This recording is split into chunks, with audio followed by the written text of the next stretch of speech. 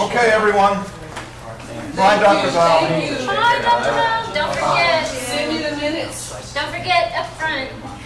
Oh, thanks.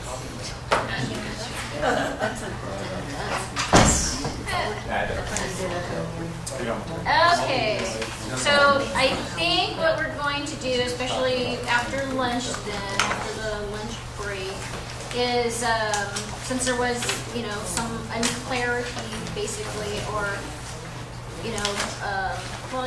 about what the manuals were for and stuff, but I would still like to get, we would still like to get any type of, again, at this point then, any type of feedback about the manuals. And maybe from the tribal representatives though, did you, if you reviewed the I.L. information in philosophy, did you notice anything that jumped out at you or whatever about modifying, like an independent living philosophy to, to apply to, the ILCs when they're doing outreach to Native American people? So, those types of things. And again, I think that's probably, that question I think is in there somewhere. But, and then one of the questions that I actually have, and I did a little research on it, but I would like to hear if, the feedback at least, or the comments to the last question, 14, from the representatives in this room anyway. What is the current situation regarding the ADA and tribal governance? Like, since I work with the tribes and stuff too, I'm actually working with a client right now who has a employment issue with a health center basically, but it's state and federally funded and it's not on tribal land. So does the ADA apply? Yes. That's good.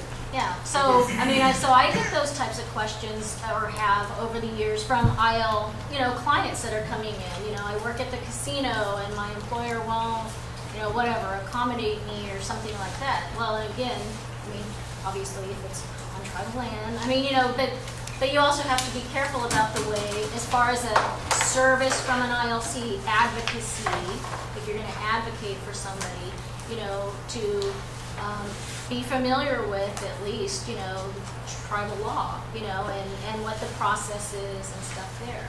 Suzanne? Sometimes the service that's trying to be provided is acceptable. In the employment end of it, there's not everything is accepted. For instance, if you want to provide somebody the opportunity to work part-time in an office setting and part-time at home, which is an accommodation for some disabilities, that's not acceptable. And somebody can be terminated from a position because the ADA is not recognized. Now, I know there are some tribes that have adopted their own ADA, Or guidelines at least. right, but it's really, it's almost like it's another movement that needs to happen,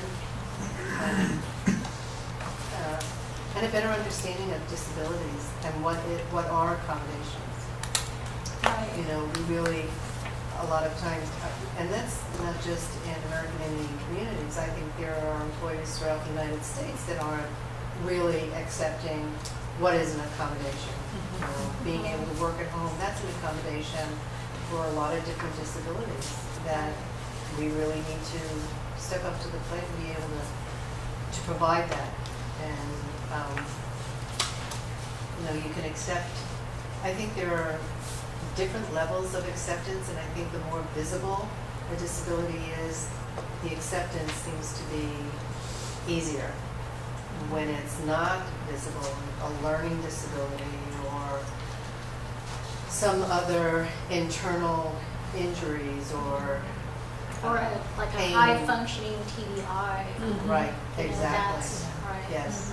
Well, also, when it's a physical disability or an obvious disability, oftentimes it's the employer who either starts the conversation or quickly picks up on, is there something we should be doing differently, or is there Right. something we can do, whereas if it's a hidden disability or a psychiatric disability, then it's like, wait a sec, something's wrong, Right. we need to, they're not, no one's thinking, the employer certainly isn't thinking, gee, how do I make this job better for the person or make it easier?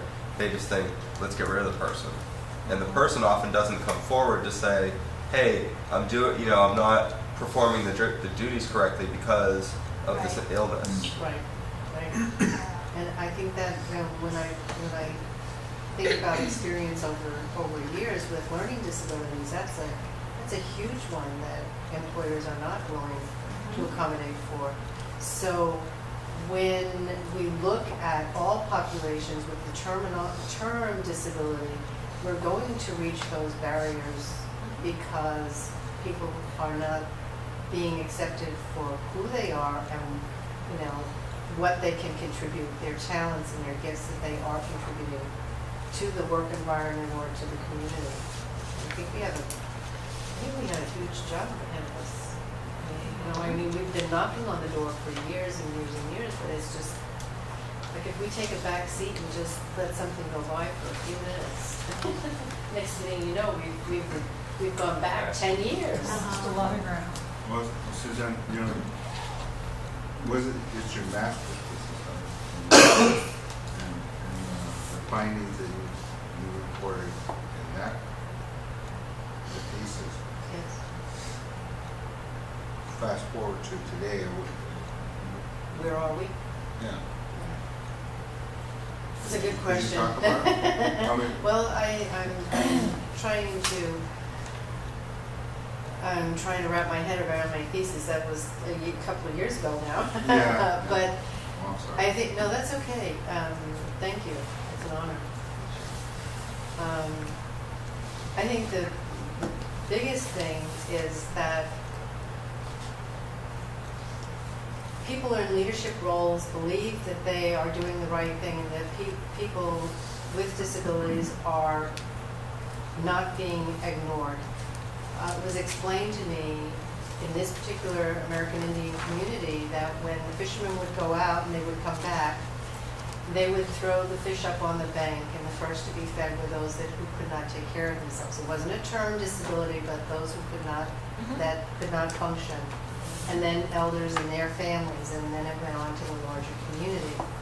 And that philosophy is there embedded in the community, but the actions aren't there. So some of the responses was a young woman would not wear a hearing aid because she didn't want to be different. An elder wouldn't use his cane out in the public, would use it in his household but not in the public because he didn't want to be deemed different. And a woman said, I'm isolated.